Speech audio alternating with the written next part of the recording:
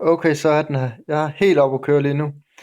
LG G4 er lige kommet ind ad døren. Og hvis du lige kunne høre et eller andet, så er det min mobil, der lige fik en sms. Men fuck det, det er jeg ligeglad. Jeg har fået LG G4, der er kommet ind ad døren.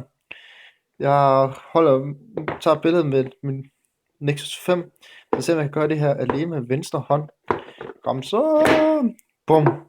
Wow! Se lige det læder der. Damn, that is nice. Som man vil sige på engelsk. Så vi får op. Det har jeg her. Og her ser den 5,5 tommer. 2K skærm Quad HD. Den kan I fornemme lidt. Den buer en lille smule. Det ser ikke lækkert. Sort læder.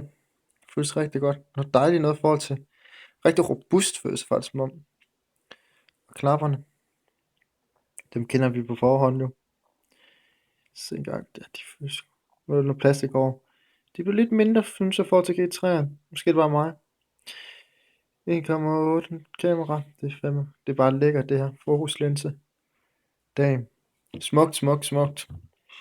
Det er lidt amatørfilm, vi laver her nu, men den er gået hurtigt. Jeg skal bare vise jer, hvad jeg har fået med det samme. Kabel selvfølgelig. Kæmpe batteri. Jeg mener det er på 3000 mAh. Kan det ikke passe? Jo, der vi har det stående. Fedt, og det er jo removable. Noget som der er super skønt, jeg kan.